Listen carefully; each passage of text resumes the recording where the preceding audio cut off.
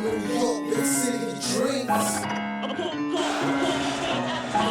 New York, big city of dreams.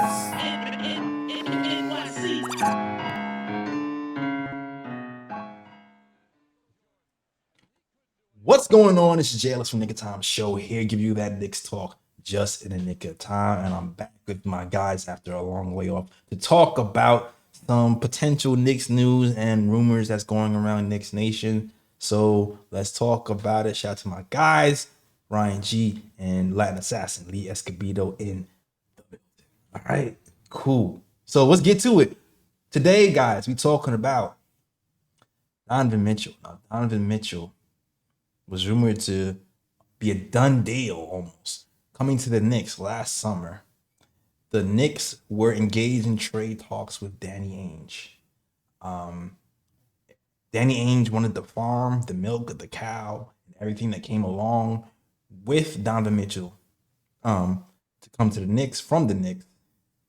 Long story short, he ends up going to the Cavs. We're laughed at the Knicks, and the Knicks end up beating the Cavs in the playoffs that same season.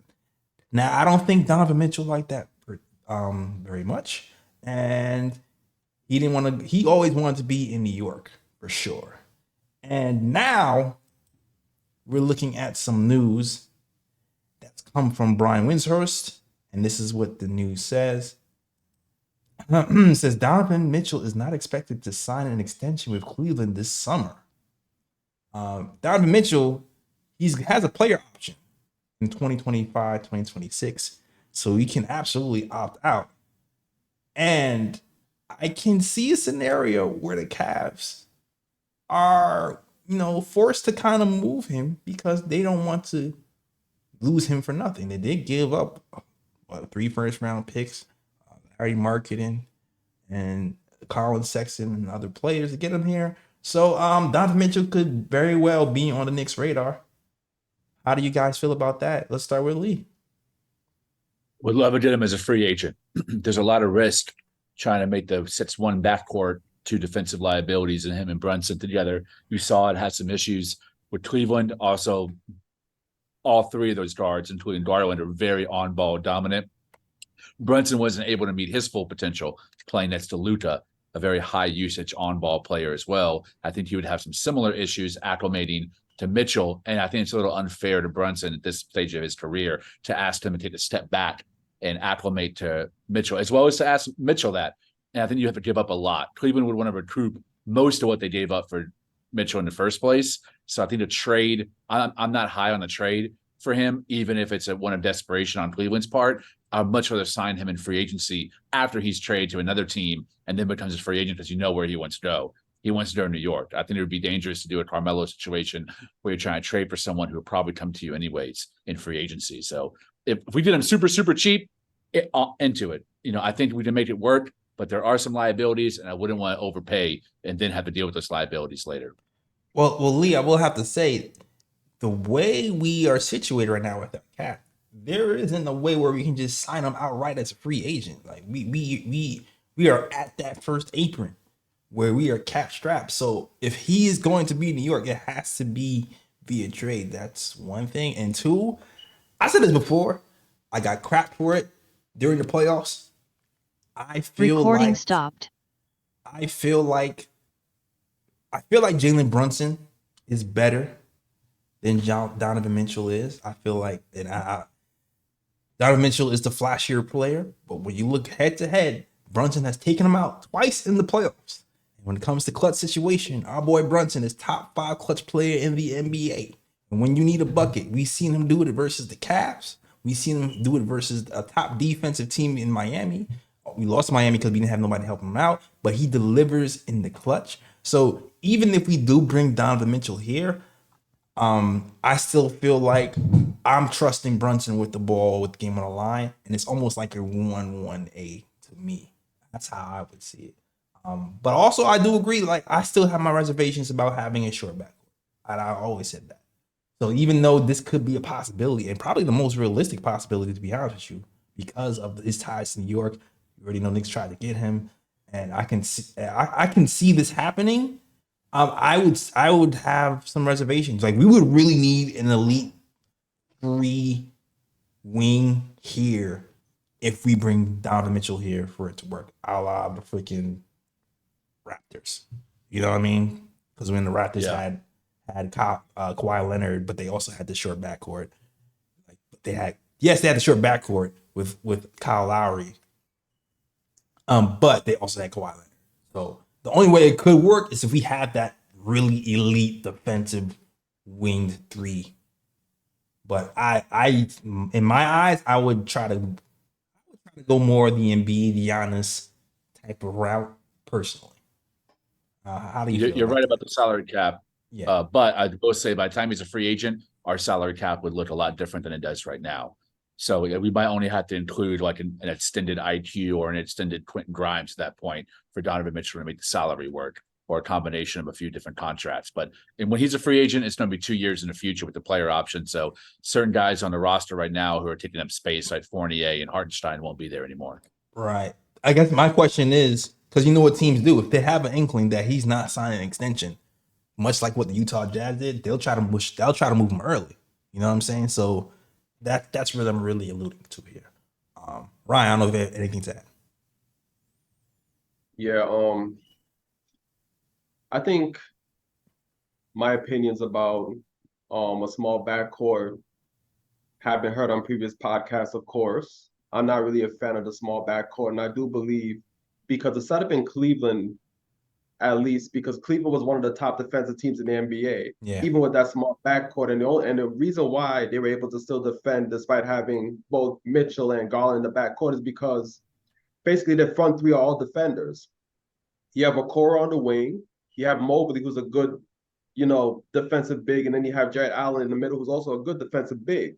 So those 3 guys in the front court is able to clean up any mistakes that are made from Garland and Mitchell. I don't know if the Knicks' current construction of the roster is able to fit Donovan Mitchell on the team, number one, and number two, I think if we're to pick a player to pair with Brunson, that player who's on like that superstar type level, I think the better fit would be somebody who's more of a front court player, as opposed to a guy that's another backcourt player, because I want Brunson to have the ball in his hands. Like I don't want a situation where Brunson is going to have to kind of, like take a step back, like you said, to another guy in the backcourt who's of similar caliber. So if the Knicks go after Mitchell, I wouldn't be fully against it, because at the end of the day, Mitchell is a great player. Yeah. He's one of the better guards in the league. But at the same time, when it comes to fit, I'd rather the Knicks go after a front court player as opposed to a guy that's in the backcourt with Brunson, and Brunson's gonna have to try to share possessions with that player. Yeah. I mean, which he can, but it's like, is it optimal? I'm not sure. One thing I will say, if it did happen, just the fact that it's Donovan Mitchell, I would still be excited. I'd be like, oh my God. There'll probably be games where I'm screaming, I was wrong. Oh my God. I would be super hyped to have him, even though in my mind, I feel like this fit scares me. I'd rather go, like you said, more of a front court player. But damn it, it's freaking Donovan Mitchell. It's freaking Donovan Mitchell. So as much as I'm like, I'm scared of the fit, it's still freaking exciting. Yeah, it's one of those things where it's like, would you be excited if he came to the Knicks? Of course you would be excited, because he's an all-star caliber player. But at the same time, it's like, do you think that it would actually work out with him and with Mitchell and Brunson in the backcourt? You're like, I'm not really sure it'll work out, but having him, I'm still excited about it. I can go to the Garden and watch the dude play. You know what I mean? So yeah, I agree on all fronts. But is Cleveland going to want to trade him to a team that he's always wanted to go to? But I think the asking price would be sky high, especially after we smacked the shit out of him last year in the playoffs. There's like no love lost between those two front offices. I think they would really try to rip us off in any trade for him. Oh yeah, the fact that we face each other in the playoffs is definitely going to just add some tension there. But also, I can see Donovan Mitchell looking at Damian Lillard going, maybe I should have approached it that way, you know? Because here's the thing, because his contract is coming to an end and it's getting shorter and shorter, the next team he gets traded to, they have to be sure that he's going to want to stay. Because after he's traded, like, everybody knows he wants to come to New York. So they trade him from Utah to New York, and he's like, I don't want to sign an extension. So now it's like, crap. He didn't want to sign an extension there, and that's a team that made it to the playoffs. Were like a top 4 seed in the NBA, and he still doesn't want to sign an extension there. So what are my chances of re-signing Donovan Mitchell if they lose him in that situation? You know what I mean? So even though that's the situation, I can still see the fact that he wants to leave could scare off other teams. So that's definitely something to look out for.